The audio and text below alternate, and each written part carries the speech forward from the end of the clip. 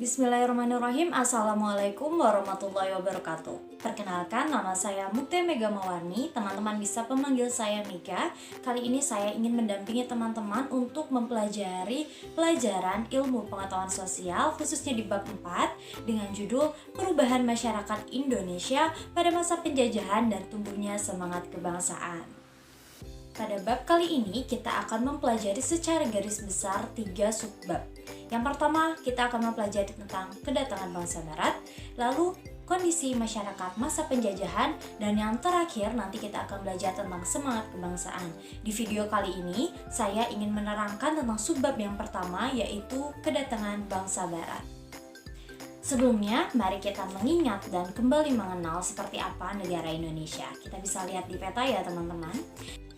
Indonesia diapit oleh benua Asia dan juga benua Australia. Selain itu, Indonesia juga terletak di antara Samudra Hindia dan juga Samudra Pasifik.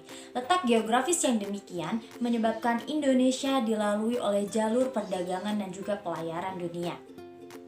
Selain itu, Indonesia juga negara kepulauan yang letaknya di garis khatulistiwa. Itu menyebabkan Indonesia mengalami penyinaran matahari sepanjang tahun. Itulah kenapa Indonesia memiliki sumber daya alam yang sangat melimpah. Potensi sumber daya alam yang besar menyebabkan bangsa-bangsa barat di abad ke-16 berdatangan ke Indonesia untuk meraup sumber daya alamnya. Pada masa penjelajahan samudra, Indonesia juga kedatangan bangsa-bangsa barat yang datang untuk mengambil rempah-rempah. Di antaranya adalah negara Portugis tahun 1486, negara Inggris tahun 1579, dan juga negara Belanda di tahun 1596. Penjelajahan samudra itu memiliki dampak positif dan juga dampak negatif. Nah, dampak positifnya terjadi ada globalisasi, hubungan dagang, dan juga interaksi budaya. Tapi di dampak negatif menghasilkan adanya kolonialisme dan juga imperialisme. Apa sih kolonialisme itu? Kolonialisme itu berasal dari kata koloni yang artinya kelompok. Jadi bisa didefinisikan bahwa kolonialisme merupakan upaya yang dilakukan negara-negara penguasa dalam rangka menguasai suatu daerah atau wilayah untuk mendapatkan sumber daya. Sedangkan imperialisme itu berasal dari kata imperator yang artinya memerintah. Jadi dapat didefinisikan bahwa imperialisme merupakan sistem di dalam dunia politik yang tujuannya untuk menguasai negara lain dalam memperoleh kekuasaan atau keuntungan dari negara yang dikuasainya. Kolonialisme dan imperialisme itu bisa kita sebut sebagai penjajahan ya. Nah, penjajahan itu tidak hanya merugikan rakyat kita dari segi sumber daya alam saja atau tenaga saja, tapi juga itu berpengaruh pada segi politik, geografi, sosial, dan budaya. Nah, itulah kenapa kita penting untuk mengetahui bagaimana sih penjajahan di masa lalu. Penjajahan akan menyebabkan penderitaan pada rakyat, dan penderitaan itu akan juga memunculkan yang namanya perlawanan.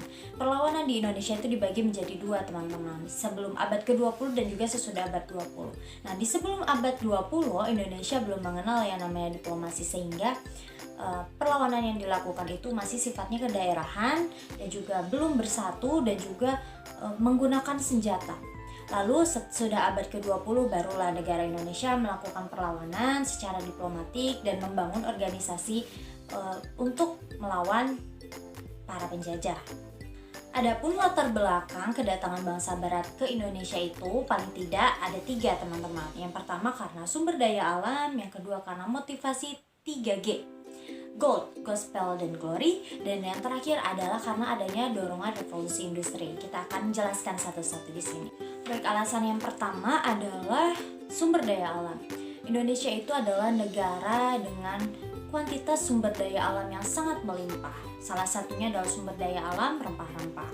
Nah, bagaimana sih rempah-rempah itu bisa sampai ke daratan barat, dan juga kenapa bangsa barat sangat mencari rempah-rempah tersebut? Jadi di abad 5 sampai abad ke-10, menurut catatan dari Tiongkok dan India, pedagang di Nusantara itu sudah menguasai komoditas yang berbau harum.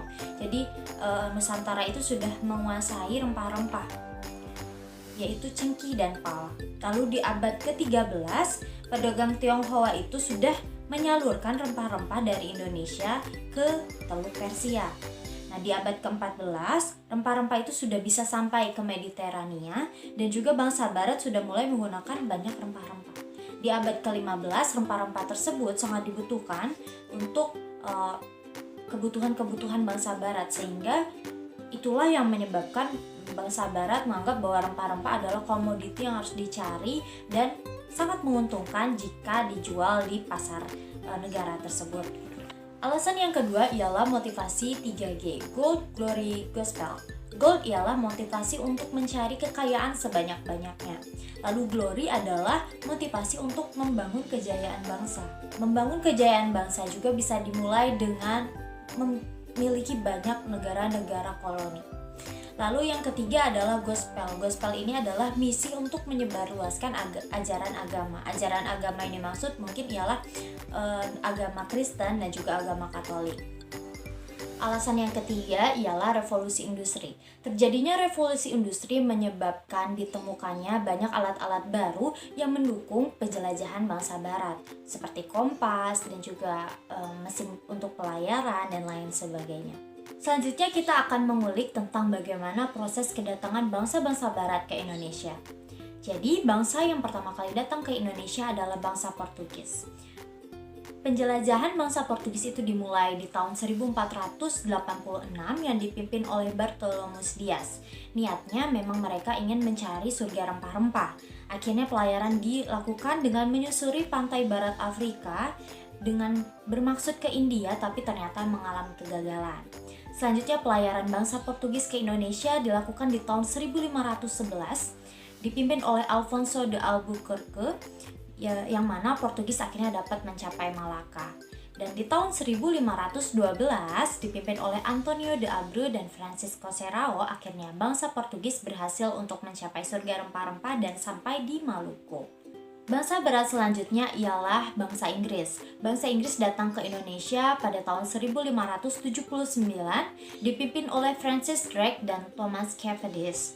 Mereka mencari rempah-rempah dan akhirnya mendapatkan rempah-rempah di wilayah Ternate dan akhirnya dibawa ke Inggris. Di tahun 1586 dipimpin kembali oleh Thomas Cavendish. Bangsa Inggris akhirnya kembali untuk membawa rempah-rempah. Dan di tahun 1604 Inggris membentuk EIC atau East Indian Company, yang mana kongsi dagang tersebut dibuka untuk memperluas sayap perdagangan ke wilayah-wilayah Asia dengan perintah Ratu Elizabeth. Dan selanjutnya adalah kedatangan bangsa Belanda.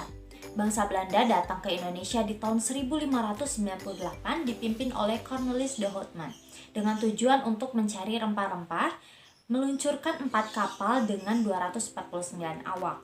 Di tahun 1599 dipimpin oleh Jacob van Eyck, akhirnya bangsa Belanda bisa tiba di Maluku dan akhirnya mengangkut rempah-rempah hingga dapat mencapai keuntungan sebesar 400%. Dan di tahun 1610 lah dibentuklah VOC, yaitu Verenigde Oost-Indisch Company.